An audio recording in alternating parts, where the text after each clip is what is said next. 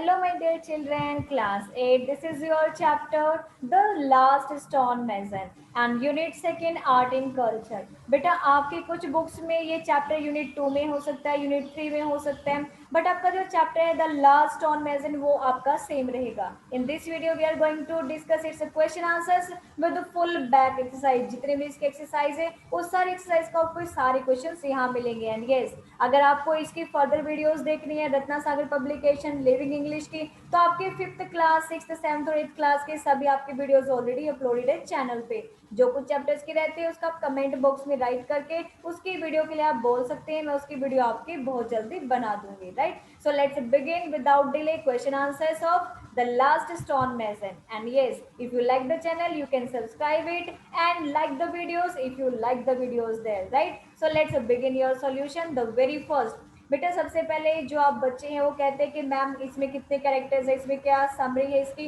तो मैंने आपकी इसी के अंदर आपके कैरेक्टर्स डाल दिए हैं. स्टोन मैजिक जो कि ओल्ड मैन है, सलीम जो है एक मुस्लिम बॉय है, गोपाल एक ओल्ड मैन का जो है वो सन है यहाँ पे. ठीक है, और ये समरी है, मैं यहाँ पे समराइज नहीं कर रही हूँ क्योंकि चैप्टर को नहीं समझा रही हूँ, मैं यहाँ पे करवाऊंगी क्वेश्चन आंसर्स. तो आप यहाँ पे समरी भी इसकी लिख सकते हैं या फिर की पॉइंट्स आप इनको बना के लिख सकते हैं. अब चलते हैं इसके सॉल्यूशन पे, जो कि आपका क्वेश्चन ए पार्ट है एमसीक्यूज का. So first of all, what is the first question? Look what its brought us, said Gopal, it refers to. अब यहाँ पर गोपाल अपने फादर को बोलता है कि बताओ, देखो बताओ मुझे इससे हमें क्या मिला.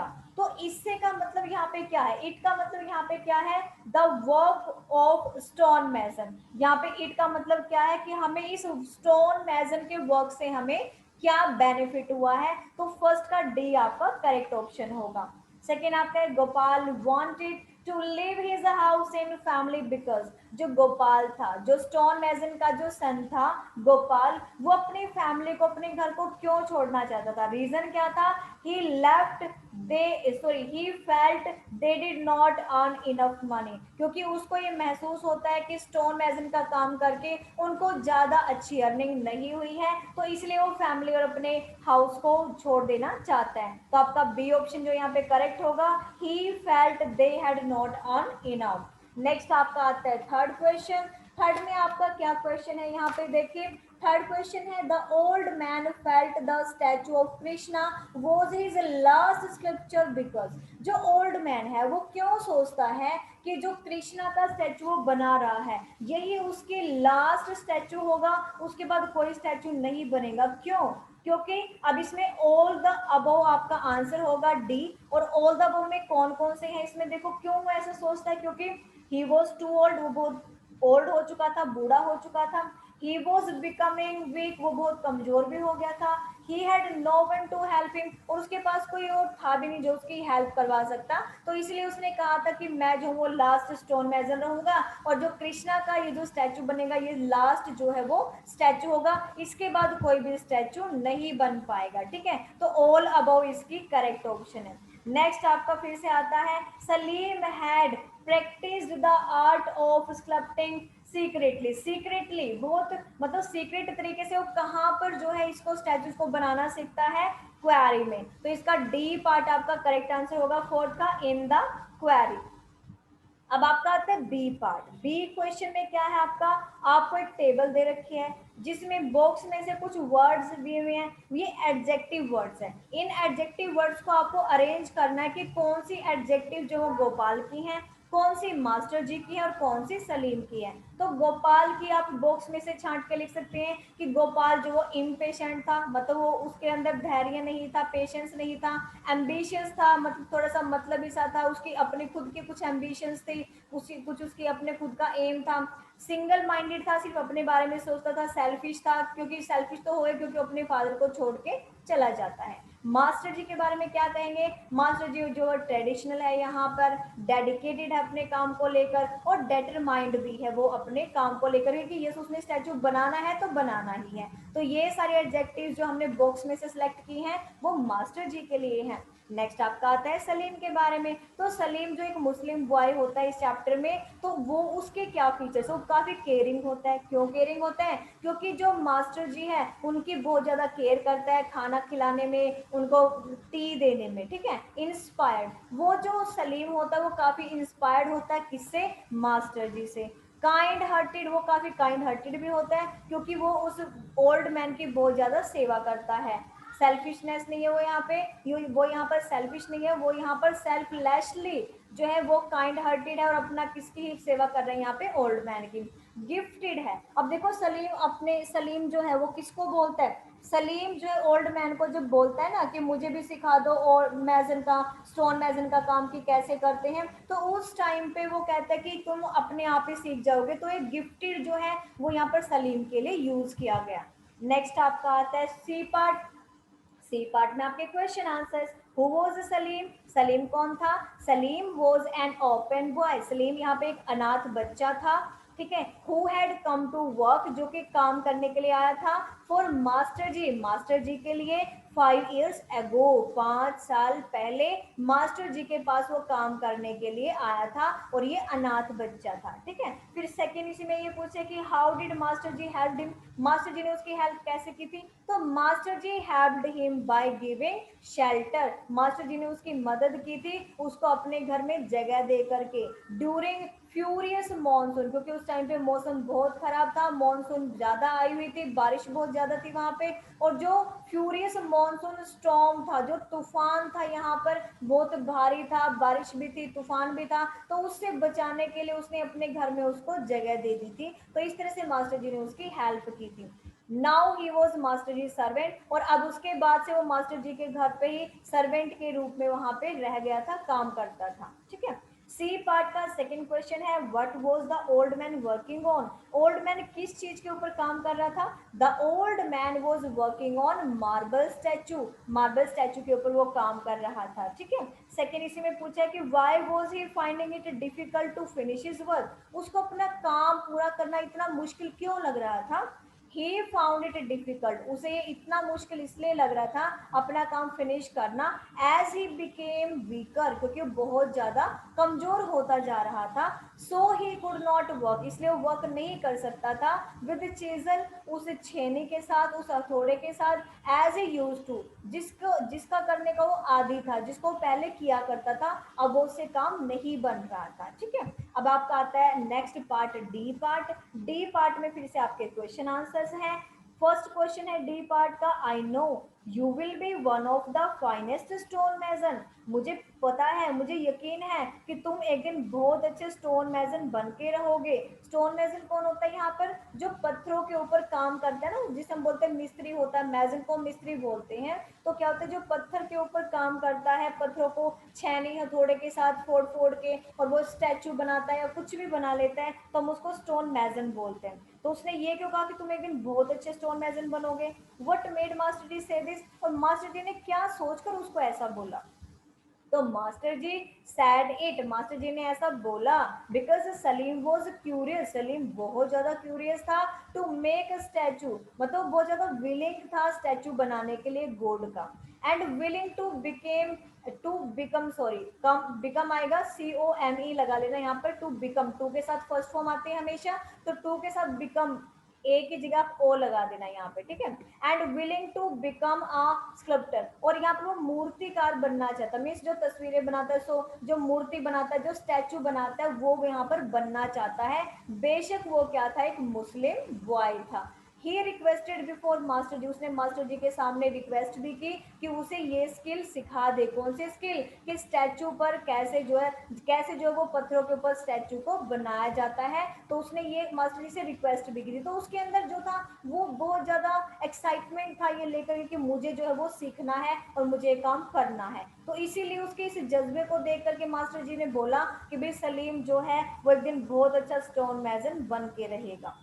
डी पार्ट का सेकंड क्वेश्चन आपको बुक में दिया हुआ है, give instances from the story, आपको स्टोरी के बेस पे हमें बताना है, to show that Salim cared deeply, कि सलीम जो बहुत डीपली केयर करता था ओल्ड मैन की, और वो उसकी बहुत ज्यादा जो वो मीन्स वेल बींग भी, मतलब उसकी बहुत ज्यादा हेल्प भी करता था और उसकी जो है वो वेलफेयर भी बहुत ज्यादा चाहता था, उसकी भलाई चाहता था ओल्ड मैन की। तो कौन सी बातों से पता चलता है या उसने क्या किया, वो क्या करता था? Salim cared deeply about the well being of the old man. जो सलीम था वो डीपली जो है वो काम करता था उसकी भलाई के लिए, उसकी वेल बींग के लिए, ओल्ड मैन की।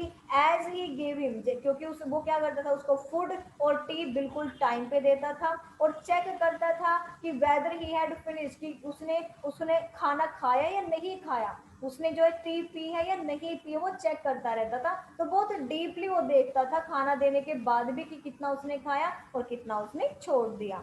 इफ नॉट, अगर वो नहीं खाया होता तो उसको पूरी तरह से वो फोर्स करता था कि आपको ये खाना फिनिश करना पड़ेगा।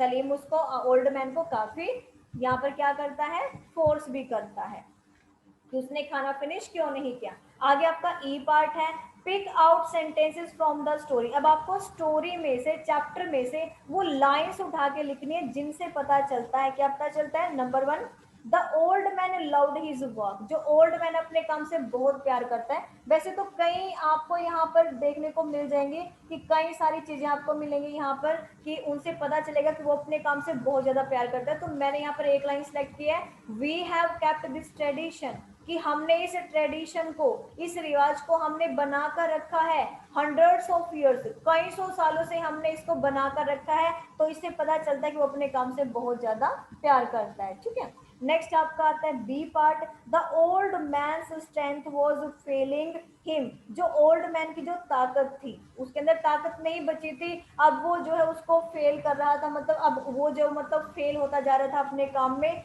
ऐसा क्यों? कौन सी लाइन से पता चलता है? The chisel fell from his hand. जो छेनी थी वो उसके हाथ से नीचे गिर गई। एंड हैमर, और हथौड़ी भी उसके हाथ से नीचे गिर गई।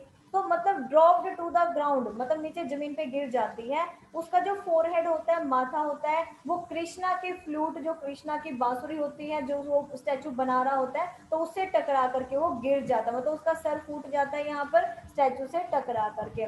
तो मीन्स कहने का उसके अंदर इतनी हिम्मत नहीं बची थी कि वो टूल्स को भी क्या कर सके, अपने पास सेव रख सके और टूल्स को जो है वो उनको यूज कर सके, ऐसी उसके अंदर हिम्मत नहीं बची थी। सेकेंड क्वेश्चन, अब मास्टर जी और गोपाल, उनके डिफरेंट आइडियाज हैं। गोपाल जो है वो आगरा में जाकर के जो है वो अपना बहुत ज्यादा मनी अर्न करना चाहता है। ओके, वो क्या करना चाहता है यहाँ पर, आगरा में जाकर के बहुत ज्यादा मनी अर्न करना चाहता है। जबकि यहाँ पर जो ये है मास्टर जी है, वो स्टैचूज ही बनाना चाहता है। ठीक है, तो यहाँ पर हम किस चीज को लेके चलेंगे? नो, देर आइडियाज, वो कहते हैं कि क्या जनरेशन गैप की वजह से है? तो मैं, मेरे अकॉर्डिंग तो जनरेशन गैप नहीं है। No, their ideas were different due to their mindset. ये इनका माइंडसेट, देखो जनरेशन गैप इतना नहीं होता जितना कि माइंडसेट होता है। आज के टाइम पे भी अगर हम देखें तो हम ये सोच सकते हैं कि नहीं मुझे उस काम को आगे बढ़ाना है, कोई सोचता है कि नहीं नहीं मैंने पैसा अर्न करना है किसी दूसरे तरीके से। तो हर किसी का अपना माइंड सेट होता है कि हम उसने कैसे काम करना है। यहाँ पर गोपाल की जो इंटेंशन थी, गोपाल का जो माइंड सेट था वो कैसे था कि उसको मोर एंड मोर मनी को अर्न करना था। ठीक है, ऑन द अदर हैंड जबकि दूसरी तरफ जो ओल्ड मैन था वो स्पिरिचुअली बिल्कुल मन से कनेक्टेड था कि उसके फादर का जो काम है उसको उसे ऊपर उठाना है और ज्यादा ऊपर उठाना है। तो दोनों का माइंडसेट था, दोनों की इंटेंशन अलग अलग थी यहाँ पर, ना कि जनरेशन गैप मैं यहाँ पे लेके चलूंगी। आप जनरेशन गैप लिख सकते हैं तो उसके फेवर में लिखना कि आप जनरेशन गैप क्यों मानते हैं। मैं यहाँ पे जनरेशन गैप नहीं मानती, मैं उनका माइंड सेट मान रही हूँ कि उनका माइंड इस तरह से सेट है यहाँ पे। नेक्स्ट आपका आता है एफ पार्ट। एफ पार्ट में आपको कुछ वर्ड्स दिए हैं बॉक्स के अंदर, आपने उस वर्ड्स को एक बार तो एज अ नाउन यूज करना है, एक बार एज अ वर्ब यूज करना है और सेंटेंस को फ्रेम करना है। ठीक है, तो यहाँ पर देखो एज अ नाउन अगर मैं यूज करती हूँ फेस को, तो मैं क्या करूंगी, his face was half burn. अगर मैं नाउन को, इसको फेस को एज अ वर्ब यूज करूंगी तो सेकंड फॉर्म यूज कर दी, she faced terrible situation after her father's death. तो यहाँ पर फेस्ड फॉर्म ऑफ वर्ब है और यहाँ पर जो हिज फेस है वो क्या है, नाउन है। अब आता है हैमर, तो the hammer was use by the old man. तो ये हैमर जो यहाँ पर एज अ नाउन यूज किया, अगर मैं हैमर को फॉर्म ऑफ वर्ब में यूज करूंगी तो कुछ ना कुछ फॉर्म लगाऊंगी, द ओल्ड मैन हैमर्ड, उसने अपनी कुल्हाड़ी मारी किस पर, स्टोन पर, स्टैचू बनाने के लिए। ठीक है। अब एज अ नाउन अगर मैं यूज करती हूँ वर्क को, तो वर्क को मैं सबसे पहले लगाऊंगी, work of making the statue became very hard for the old man, ठीक है, मैंने वर्क को एज अ नाउन लगा दिया। अगर मैं वर्क को लगाऊंगी as a form of work, तो मुझे यहाँ पर वर्क का वर्कड किया मैंने, क्योंकि यहाँ पर सब्जेक्ट की जगह पे मैंने सलीम लगा दिया, Salim worked very hard to learn the formula. As a noun अगर मैं शोल्डर को यूज करती हूँ, ठीक है, तो हर शोल्डर वॉज पेनिंग, उसका जो शोल्डर वो पेन कर रहा था। और अगर मैं यहाँ पर इसको as a form of verb लगाती हूँ, तो as a form of verb क्या आएगा, he shouldered his rival badly, उसने अपने राइवल को, अपने दुश्मन को बुरी तरह से शोल्डर मारा, मतलब कंधा मारा उसने उसको, ठीक है। नेक्स्ट आपका आता है जी पार्ट। जी पार्ट में आपका क्या है, आपने ये बताना है कि Ramakant makes beautiful clay pot, जो क्ले पोट बनाता है उसको क्या बोलते हैं, पोटर बोलते हैं, तो पोटर आपने आंसर में लिखना है। फिर आता है निरू design building, design building, building design कौन करता है, आर्किटेक्ट करता है, तो आर्किटेक्ट इसमें प्रोफेशन आ जाएगा। थर्ड में है कि David draws cartoon for a newspaper, newspaper के लिए कार्टून ड्रॉ करता है, तो इसका मतलब उसका क्या काम हुआ, वो कार्टूनिस्ट हुआ। नेक्स्ट जो है आपका आता है कि हेमा डिजाइन करते क्लोथ, क्लोथ को डिजाइन करना फैशन शो के लिए, तो क्या होता है, फैशन डिजाइनर होते हैं वो लोग जो इस काम को करते हैं। और जिस भी डिजाइन, कार्ड, कार्ड डिजाइन करना, पोस्टर डिजाइन करना, ठीक है, एडवर्टाइजमेंट के लिए डिजाइन करना, तो ऐसे लोगों को हम क्या बोलते हैं कि वो ग्राफिक डिजाइनर है, वो क्या है, वो ग्राफिक डिजाइनर कहलाते हैं ऐसे लोग जो ऐसा काम करते हैं, ठीक है। अब आता है आपका एच पार्ट, एच पार्ट का मैंने यहाँ पर ऑप्शंस को मैच कर रखा है, जैसे मास्टरपीस है, मास्टरपीस को मैंने डी से आपका मैच किया है, अ वर्क ऑफ आर्ट और craft done with extraordinary skill. Second जो है आपका एब्स्ट्रैक्ट आर्ट है, एब्स्ट्रैक्ट आर्ट को मैंने ए से कनेक्ट किया है, जो कि है आर्ट दैट हैज लिटल और नो रिकॉग्नाइजेबल और रियलिस्टिक फॉर्म, तो ये जो पूरा सेंटेंस आपको दिया हुआ वो सारा आपका ए के साथ कनेक्ट हो जाएगा। थर्ड आपका दिया हुआ चारकोल, चारकोल को हम कैसे यूज करते हैं, burned would used for drawing, ठीक है, तो ये यहाँ पर बी के साथ कनेक्ट हो जाएगा। और लास्ट है आपका मीडियम, मीडियम को मैंने मैच किया सी के साथ, मटेरियल और technique that artist use for their work, ठीक है, तो ये यहाँ पे आपका आ जाएगा। नेक्स्ट आपका आता है आई पार्ट, मैंने आपका दिया हुआ है आगे, मैं पहले जे पार्ट करवा रही हूँ, फिर आई पार्ट और एच पार्ट आपका इकट्ठा पेज पे मैं आपको दिखा रही हूँ अभी। पहले आप जे पार्ट कर लीजिए। जे पार्ट में आपका क्या है कि आपको कुछ सेंटेंसेस दिए गए, ठीक है, उन सेंटेंसेस को आपने क्या करना है, उन सेंटेंस को, जैसे the old man looked at the boy then, जो सबसे लास्ट वाला वर्ड है उसको हटा करके और जो ब्रैकेट में वर्ड है उसको यूज करके एक सेंटेंस बनाना है। तो जैसे मैंने यूज किया the chisel fell there, the chisel fell, there को काट करके वेयर लगाना है यहाँ पे जो कि ब्रैकेट में दिया है, तो chisel fell where the old man was sitting, ऐसे सलीम वॉज सिटिंग देयर, तो देयर को हमने काट के इन फ्रंट ऑफ लगाना है, तो सलीम वॉज सिटिंग, देयर को काट के लगा दिया in front of master ji. फिर आपका आता है fourth one, he found himself on the bed then, ठीक है, तो देन को हमने काट के क्या लगाना, व्हेन लगाना, जो कि ब्रैकेट में ऑलरेडी दिया हुआ है बुक के अंदर, तो हमने क्या करना है, the he found himself on the bed when he open his eye, जैसे उसने अपनी आंखें खोली तो अपने आप को बिस्तर पर पाया। फिफ्थ आपका Salim looked at his master then, तो Salim looked at his master, then की जगह हमने यूज करना है एज का, तो क्या आएगा, as he expects to learn more skill to make statues, मतलब सलीम जो है अपने मास्टर की तरफ ऐसे देखता है, इतनी ऐसी उम्मीद के साथ देखता है कि वो उसको स्टैचू बनाने की स्किल्स को सिखाएगा। अब चलते हैं हम आई पार्ट पे। नेक्स्ट आपका यहाँ पर ये देखिए मैंने दिया हुआ यहाँ पे आपको मैचेस भी करके दिखाएं कि किसको किससे मैच किया, आप यहाँ पे इसको देख सकते हैं। और एक मैंने यहाँ पर कोमाज लगा रखे कि कहाँ कहाँ पे कोमाज आएंगे, आप ध्यान से देख सकते हैं। रोबर्ट और दा के बीच में कोमा है, ब्रेव और वाइस के बीच में कोमा है, डार्क और वाइल्ड के बीच में कोमा है, टाइम्स और रॉबर्ट के बीच में कोमा है, ठीक है, यहाँ पे भी कोमा है।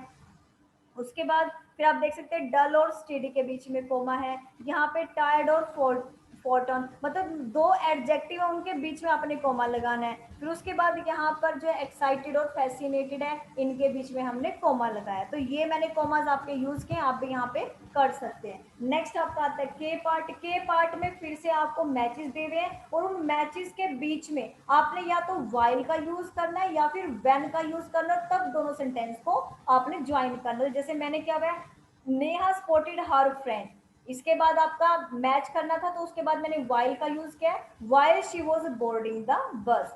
सेकेंड है the lights came on, lights आ गई, कब आ गई, जब she was lighting a candle, जब वो कैंडल जला रही थी तो तभी लाइट आ गई। कमल जम्प्ड अप एंड रन, कमल जो एकदम से जंप किया उसने और भागने लगा। When a dog was chasing him, जब एक डॉग उसको क्या कर रहा था, चेज कर रहा था। अमित टोर हिज शर्ट, अमित जो है उसकी शर्ट फट गई, कब फट गई, when he was climbing a tree, जब वो ट्री के ऊपर चढ़ रहा था। तो मैंने ये सारे ऐसे आपके मैच कर दिए, आप भी इनको मैच करके एज इट इज कॉपी में लिख सकते हैं। नेक्स्ट आपका एल पार्ट है।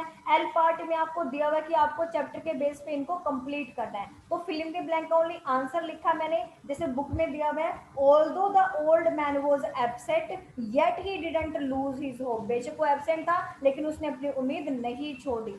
सेकंड आपका दिया हुआ है the old man crossed near the statue as, cross mean होता है झुक के खड़े होना, ठीक है। तो जो ओल्ड मैन था वो झुक के खड़ा हुआ था स्टैचू के पास, as he wanted to make statue of lord Krishna, क्योंकि वो क्या चाहता था, लॉर्ड कृष्णा के स्टैचू को बनाना चाहता था। थर्ड आपका है Salim soon, soon I will be the last stone mason, कहते हैं कि बहुत जल्दी मैं ही लास्ट स्टोन मैजन रह जाऊंगा। Because because my son has left this work, क्योंकि मेरे सन ने तो इस काम को छोड़ दिया और वो आगरा चला गया है और ज्यादा पैसे कमाने के लिए। नेक्स्ट आता है आपका four, now that Gopal has gone, तो इसमें क्या आएगा, I am left alone, Gopal के जाने के बाद मैं अकेला रह गया हूँ। There the last stone mason, जो कि मैं लास्ट स्टोन मैजन हूँ। फिफ्थ में आपका है the old man forgot all his troubles and सोरो, वो अपनी सारी ट्रबल और सोरोस को भूल जाता है जब ही हर्ड चेजल नॉइस, जब वो चेजल की नॉइस को देखता है, सुनता है कि अरे ये कौन छैनी के साथ काम कर रहा है, जब उसको लगता है कि उसका बेटा वापिस आ गया तब की बात है। सिक्स आपका Salim rose to his feet as soon as he could, तो जो सलीम है उसने जल्दी से अपने पैरों को उठाया, मतलब जल्दी से वहां से उठा जितनी जल्दी वो कर सकता है, तो ही कुड इसमें आंसर आएगा। और लास्ट आपका क्वेश्चन है एम, एम में आपका लेटर लिखना था किसको, आपके फ्रेंड को, कि आप किसी मोन्यूमेंट पे जाते हैं और वहां पर आपने क्या क्या देखा, कैसे देखा। तो ये मैंने आपका लेटर लिख दिया कि आपने जो वो क्या देखा, जैसे दिल्ली के बारे में लिखा है कि लास्ट वीक आप दिल्ली गए थे, वहां पर क्या क्या देखा, सारी चीजें यहाँ पर लिखी हुई हैं, कुतुब मीनार, ठीक है, हुमायूंस टॉम, और जो भी आपका यहाँ पे था जो निजामुद्दीन टॉम है, राष्ट्रपति भवन है, पार्लियामेंट हाउस है, जो भी कुछ था सारा आपके लेटर मिल गया। आप इसको कम भी कर सकते हैं तो बहुत चल जाएगा, ठीक है, जितना कम आप इसको करना चाहिए कर सकते हैं। तो ये लेटर भी मैंने एम आपको दे दिया है। तो ये था आपका सॉल्यूशन। अगर आपको अच्छा लगता है तो आप इसको सब्सक्राइब कर सकते हैं, वीडियो को लाइक कर सकते हैं, और नेक्स्ट वीडियोस के लिए आप बने रहें और कमेंट बॉक्स में आप लिख सकते हैं। Thank you so much for watching the video.